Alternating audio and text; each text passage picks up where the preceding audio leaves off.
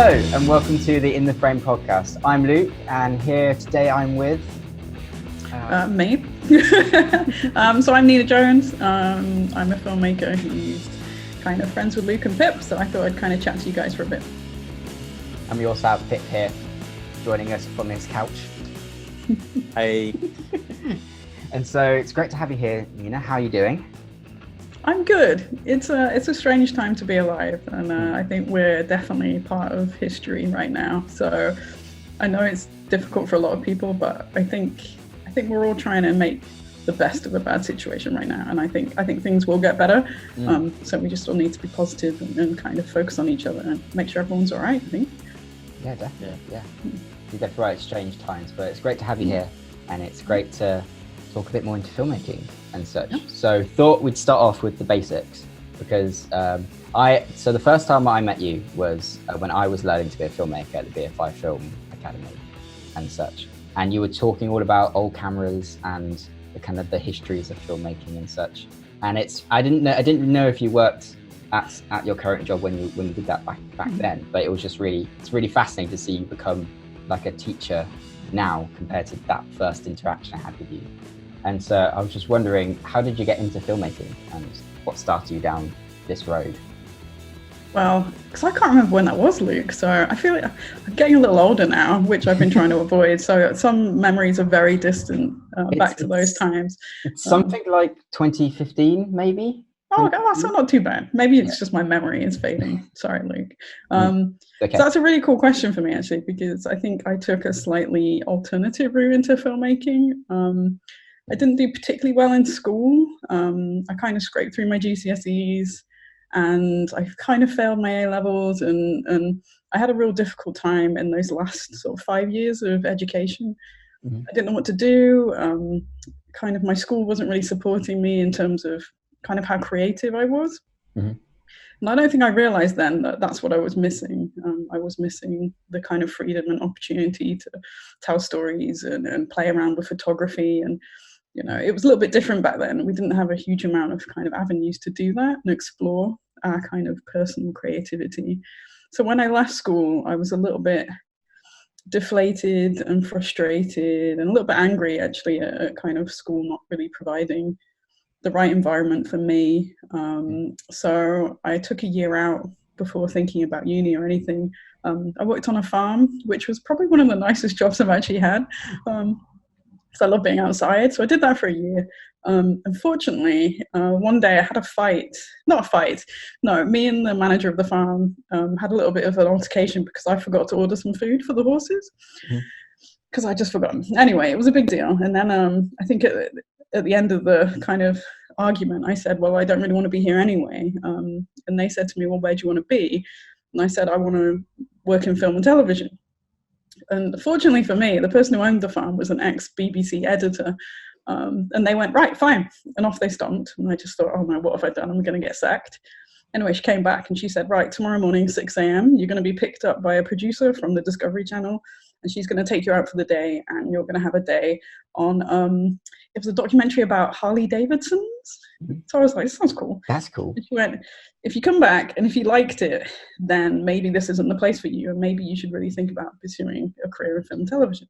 So I went, fine. So I had this amazing day with all these camera people and producers, and back then they had quite a lot of people on set. It's not really like that now. It's quite slimmed down, but back then you'd have 5 or 6 people. And I was hanging out with bikers and just basically being a runner. And I had the most wonderful day. So I came back to the farm the next day and my boss said, well, what did you think? And I was like, I absolutely loved it. So she was right, that's it then. Let's focus on moving you to somewhere where you can kind of really embrace that part of you. You know, you shouldn't be on a farm. You should be, you know, exploring this. So fortunately I found a HND. So that's a higher national diploma course at Worcester Uni, which is film and film production and performance, I think it was called. Because I'd kind of convinced myself, because I'd failed my A-levels, that was it. And I'd never go back to education, that I was quite dyslexic. So I think I just kind of assumed that was it for me. But actually the HND was great because it didn't ask for too many kind of grades in terms of A-levels, but they wanted to interview you and just see what kind of person you were. So I thought maybe this is my opportunity to get back into, I don't know, learning how to make films. So I didn't really know. And obviously then there was no YouTube or anything, so you couldn't teach yourself. You kind of had to be taught by somebody. So I went to Worcester, did a 2-year HND, and in the final year, we got a new lecturer called John Bradburn. Now, some of you guys probably heard of John Bradburn, but he is this wonderful experimental filmmaker, and he just came and he inspired us all that we could make films and do whatever you want and explore. And it was so great having him, because I think I'm that kind of filmmaker. I'm a little bit quirky and I like to experiment. And then through that, I met a couple of other filmmakers, George Fleming, and then I met Pip at Blue Hippo Media. Yeah. And, which was great, yay! And became friends with those guys and friends with Dave, and he's their DOP. And then I think that was the key then. I think doing the HND was brilliant because I got to meet filmmakers. And then from then, I think people noticed how passionate I was and how I just adored the moving image. I just wanted to talk about film and photography and just wanted to watch films and just wanted to be with filmmakers. And I think that kind of shone through, and that's what opened up a huge amount of opportunities for me. And meeting Pip and the Blue Hippo guys was just a huge turning point, I think, for me to really embrace filmmaking. And another nice story, Pip, you'll like this, you're in it. Pip, Blue Hippo approached me and asked me to do a bit of camera assisting and kind of a bit of running and things, which I love doing. So I'm a massive camera nerd, as you already know, Luke. And then one day, Pip, you ripped your coat on some barbed wire or something. Something had happened. It was starting to rain. And I had and I had a bit of duct tape. So, you know, you always have your roll of tape on your belt, which is just the best thing. I have so much duct tape. I love tape. Tape is great. Tape is great. So I grabbed a bit of duct tape and just put it over Pip's rip in his coat. And I think you said something like, "Oh, I need an assistant" or something, or I said, "You need an assistant," and you said, "Oh, funnily enough, we're looking for a bit of help in the office, if you fancied it." And that was just a complete chance. Like, it just happened to be the right moment. And then I think I joined you guys for a couple of days a week. I just did a little bit helping out, casting, call sheets, you know, location scouting, all the nice little kind of entry level bits and bobs that you do. And that was it from then. I think once I became part of the team, you guys kind of nurtured me, but I was freelance. So up until that point, within 6 months of leaving uni, I did do a year degree at Wolverhampton in video. Very fleeting. I did it just to get a degree, and it wasn't very good, but I'm glad I did it now. Retrospectively, I'm glad I did it. And I kind of just worked my way up from there, and then became kind of an editor, and that's where I am now, pretty much. So that was it. It's a nice story, and I like telling it because I think it's reassuring for filmmakers to know that you don't need an uncle who's a producer for so-and-so or Pinewood, or you don't need a friend who works at the BBC, although I was lucky enough to have somebody who did work at the BBC. But I believe if you're meant to be a filmmaker, you will find your way. You definitely will. As long as you don't give up, as long as you're passionate, you will definitely find your way. Yeah, just to speak it up, that was it. You definitely stood out, Nina, and I think that's something that, you know, has really stood by, and certainly the stuff that we've done, we've always noticed people who've got that passion and that kind of latent talent and desire to do stuff, and then try to give them opportunities, often, you know, starting out with quite small things and incremental, but then, you know, becoming part of the team. And, you know, it'd be good for you to kind of bring us up to speed on that a little bit, because obviously you grew within that team and then got opportunity, and you got a chance to work on some much bigger projects. So it'd be great maybe to hear about how that happened, and then maybe bring us up to speed with where you're at now and what you're actually doing with yourself now as well. Yeah, of course. Yeah. So at that point at Blue Hippo, so I did, a couple of, I'd say a year or so assisting and doing kind of little odds and ends. And then I remember that it was Ash from the Bible Societies. He had a project around, they were distributing Bibles in Indonesia, I think. Anyway, it was a really lovely kind of short documentary project. And I remember, Pip, you asked me if I wanted to have a go at editing it, because I think Dave was busy and Dave had a lot on. And I kind of taught myself to edit. So I thought, I think I could probably do this. And so I worked with Ash quite closely, and we spent quite a while working on this really lovely little film. And I think he was really chuffed with how I'd done it. And I think you guys were really pleased how I kind of approached the edit. And I think from that point, you started to give me more editing work. Yeah. because I loved it, and it really tapped into kind of my storytelling, which I really just love. So then I did more and more editing with you guys, as well as camera assisting and bits and bobs. And then we had the Greenbelt project, and I think it just happened to be that you were like, do you want to edit this kind of long form documentary? And I was like, yeah, of course I do. And that was a real baptism. That was intense. That was a big project. I learned so much. I think at one point I almost lost it. I think towards the end it was a lot. But we did amazing, and we really worked together as a team to pull this kind of 50-year history of the Greenbelt Festival. Was it 40 years? 40 years, yeah. So tons of archives. Yeah, there it is. Yeah. So we had stills photography, we had Super 8 film, we had slides, we had all this archive to sort through, which was actually mammoth. And then we had Sarah, who was amazing and kind of keeping track of it all. But that was hard. Editing long form documentary is not easy. But I loved it. I absolutely loved it. And following on from that project, you guys did Bicycle. And I think it was nice because I knew then what to expect from this kind of film and this kind of amount of media that we'd have to be dealing with.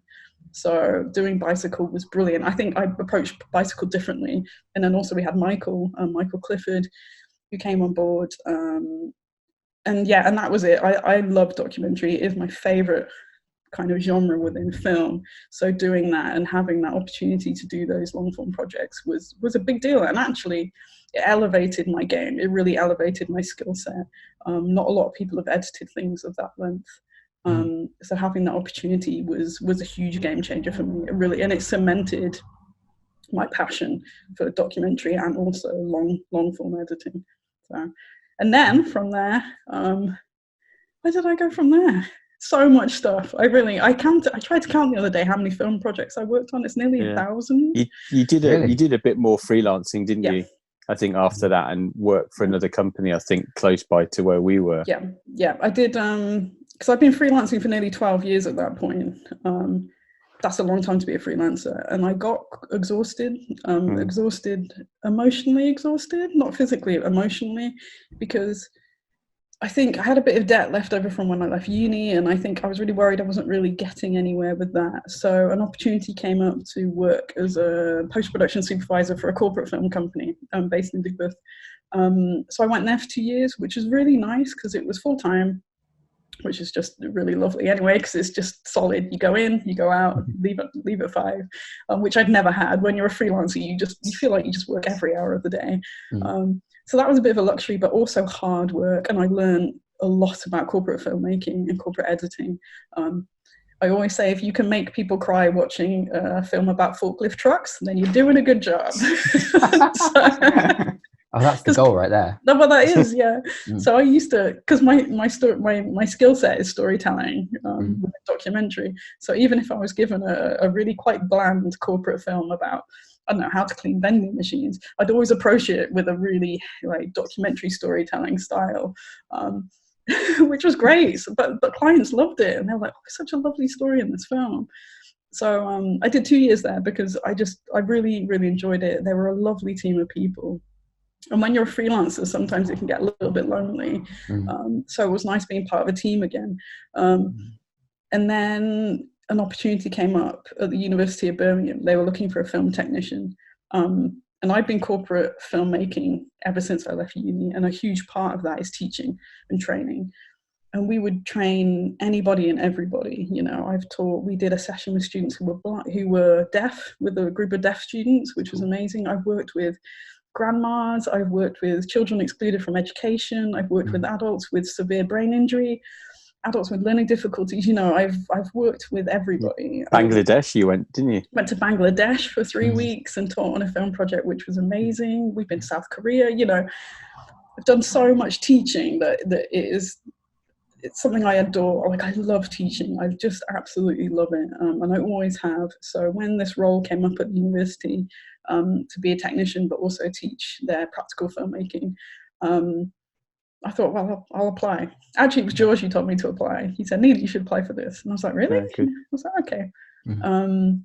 and I got the job there, and that's where I've been for the last nearly 3 years now, being their full-time film technician on their MA, so Master's Postgraduate Film course, and also an undergraduate film and English course. So a lot of teaching, and it's really, really good. Amazing. Fantastic. Yeah. So that's a great story. That's a great entire career condensed down. Yeah. Coming from your background of discovering filmmaking on a farm and then going from freelancing and now teaching at university, what is your thoughts on the kind of university versus going straight into freelancing debate? Because I know when I was going for education, it was the kind of question like, you either go to university or you try and make it in an apprenticeship or with or in freelancing. I went that route, but I had friends who went the other way. And like graduating this year, or at least were supposed to graduate this year, for into filmmaking and into their careers. And so, what do you think about that? I think there's benefits to both routes. I think it really kind of comes down to you as a person and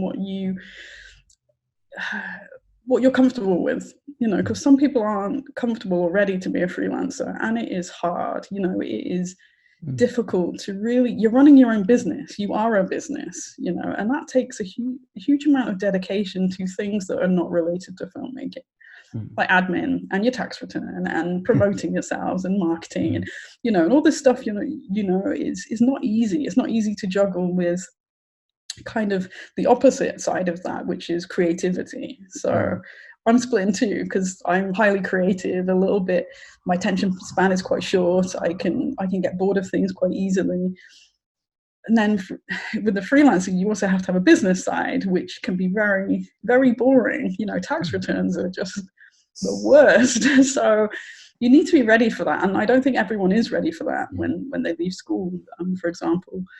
And that's when I think university and higher education is great, because you can have a little bit more time to focus on who you are as a filmmaker, without that kind of added responsibility of running a business, and making sure you can feed yourself, pay your rent, all these things which are really important. And I did the right thing. I think at the time, I didn't know if I was doing the right thing by also getting a degree in film. But looking back, I'm really glad I've got it. I'm really glad I've got that piece of paper that says I've got a degree in film.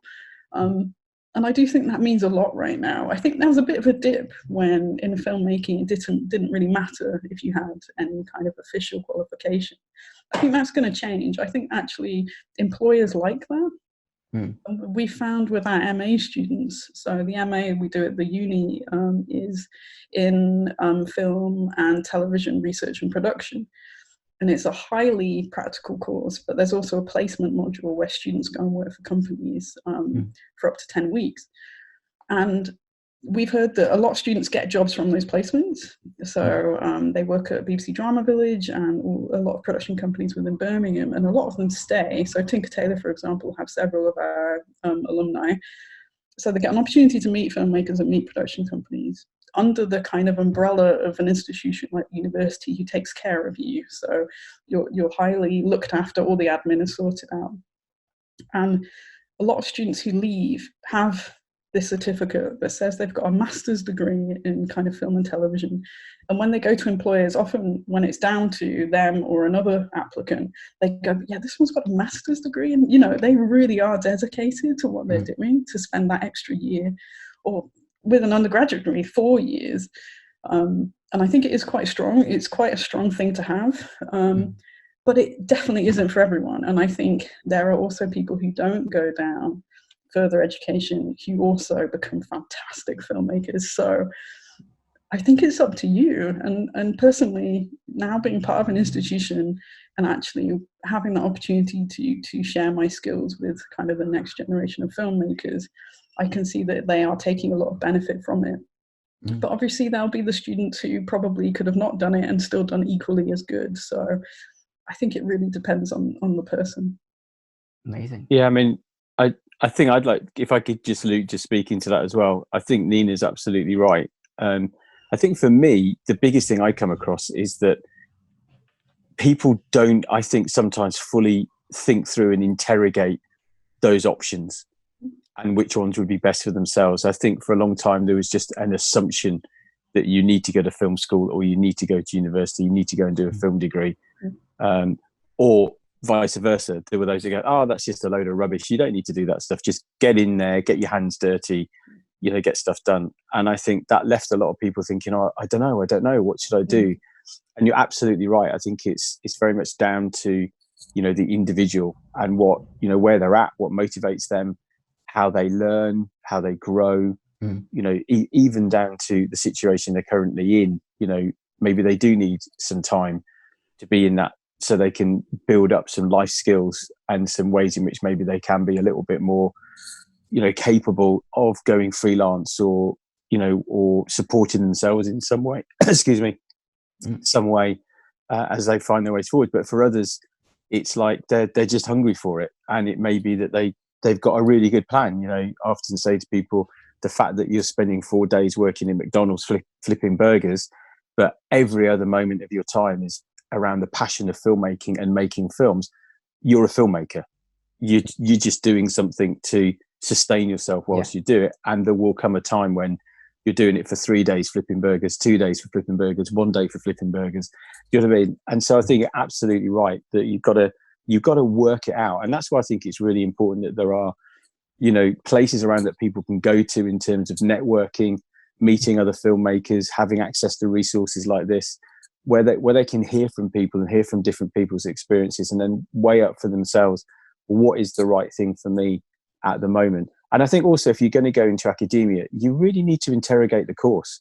You really do need to interrogate, who's running it, what's the history of it, what's it actually teaching you. You might go in thinking it's going to be super practical and then discover it's super theoretical, and that doesn't suit you. So I think people need to take the time and to pay attention to those choices. Yeah, definitely. Because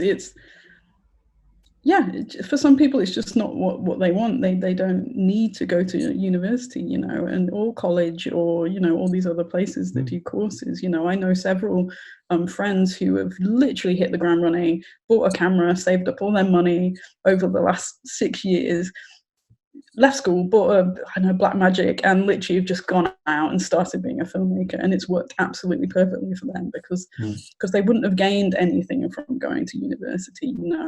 They already had a really solid idea, like you said, Pip, of who they wanted to be, and they were ready for it, and they were supported to do that. And I think it does come down to having support as well. Like some people absolutely are supported to do that straight away, and other people aren't. So you really need to think about what's best for you as an individual. Definitely. Great. I think it's really interesting seeing from just adding in my 10 cents is the whole from seeing, like, from my group of friends being the next kind of generation of filmmakers kind of coming into the industry. The people like me who kind of started freelancing are the ones that are really dedicated already and were trying to network right out of school and trying to get some making things all the time. And then there were people who tried to do that but didn't quite hit the mark because they didn't realize how hard it would be. And then they either went back to university to then learn those life skills gradually, or they were started there and have been really growing from there. And so it's a really good testing ground of understanding what your character is and where you are going from that point. And so brilliant. So Nina, the sort of final question, really, just a couple of things. One would be kind of like, what would be your kind of top tips, for we've talked about the kind of the different routes that people might get into the industry, but in terms of the wider sort of idea of becoming a filmmaker, what would be your top tips to young people who are thinking about doing this, or people who are currently, engaged in trying to make that work? What would be some of your top tips? And then sort of on top of that, where are you at now? Are you involved in some stuff at the moment? Are there some films in you that you really want to be making? Maybe tell us about those too. Okay, so I'll start with my top tips. I think one of them is learn to edit. Even if you don't want to be an editor, even if you want to be a cinematographer or you want to be a producer or director, learn to edit. It is a skill. So many employers want someone who can do a bit of editing. Also, being an editor has taught me how to be a better filmmaker. It's taught me how to shoot better. It's taught me how to script better, plan better, come up with more cohesive ideas that actually don't just work on paper, they actually work in the image, because that's a real leap from writing a film and writing a really good film and actually shooting it. You know, it's quite a difficult transition to kind of master. Whereas if you can edit, it is so much easier to visualize a film on paper.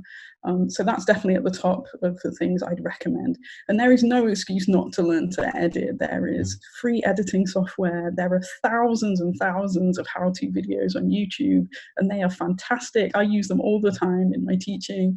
And I'm constantly Googling, how do I do that in Premiere Pro, and finding an amazing video about it. So you can teach yourselves to edit. I did. Everyone can. Also, it is good to get formal editing training, but you really don't need to right now. You can definitely teach yourself how to edit. Also, I'd highly recommend learning something like After Effects. So animation and graphics, a lot of employers are calling out for that. So if you can start quite early on in getting your head round kind of animation and motion and stuff like that, that will definitely put you ahead of the game as well. That's something I didn't do, and I really, really regret it. I'm terrible on After Effects. I'm still terrible, even though I try and teach myself. And I just wish I'd done it sooner, because I don't know, I think my brain is full of so much information now that it really resents having to learn something else. Which is quite funny. I will get it one day, I swear. Also, just make films. Make them all the time. You know, there is no excuse not to make films anymore. Back when Pip, and obviously when you were younger, and even when I was younger, it was actually quite hard to make films because, you know, a copy of Final Cut Pro 7 was about £800, and you know, even a DSLR or a simple camcorder was at least £500, which is still quite a lot of money. Whereas now, you know, like there's a camera in my phone, you know, I can make a film anywhere. And at the end of the day, don't be restricted by the quality of your camera. I think a lot of students think they need, you know, a red camera or prime lenses, and yeah, they make your films look amazing, but the most important thing is your story. Like the story is at the essence of every film, is the story.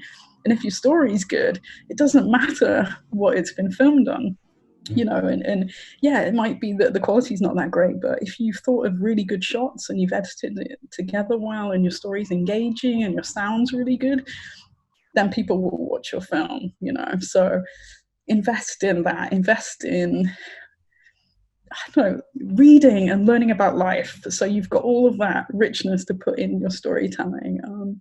And I think that's key. I think don't worry about buying tons of equipment, and don't worry about, I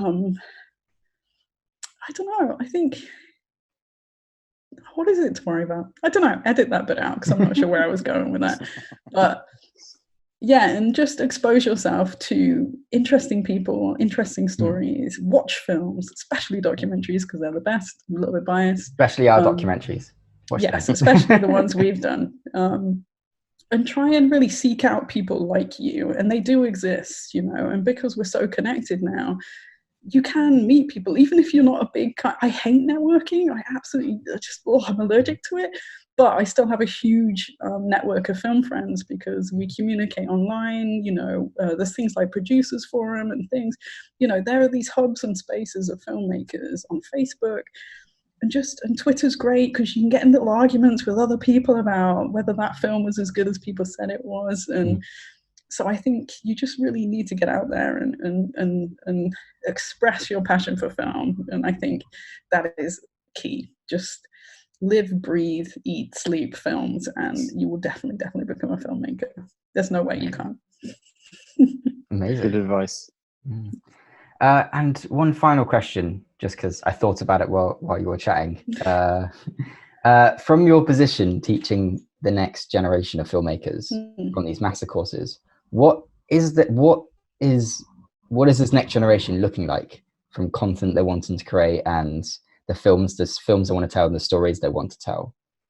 Is there any big shifts coming our way from your perspective?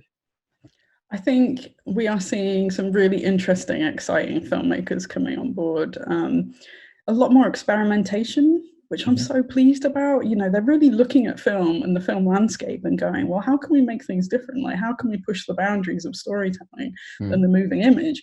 And we embrace that a lot on our course. You know, we don't have like this kind of very formulaic structure. We really encourage experimentation. Poetic films is something I'm really getting into, and now because of lockdown we're looking at desktop documentaries, which is a really interesting kind of experimental kind of documentary methodology, which I'm really getting nerdy about now. I'm quite excited about it. So I think a lot of our students they're really interesting individuals, and they're not afraid to look at themselves and actually talk about who they are as people on film, and document themselves and document how they feel. And they're also really pushing the boundaries of diversity, you know, and thankfully film, like there are a lot of kick-ass women coming into filmmaking right now. So for me personally, that's great. The first year I taught in the MA, we only had 2 boys or 3 boys, all the rest were girls. And I was like, yes, this is brilliant, because you know, that's what we need. The kind of film needs more diversity and texture, and it needs to be more interesting. And if the people making films are more diverse, the films will be more diverse. So I think that's what I'm really excited about, that we're seeing young people come from all avenues. We're seeing people come from all over the world, you know, who are coming to the UK to learn filmmaking and film and television.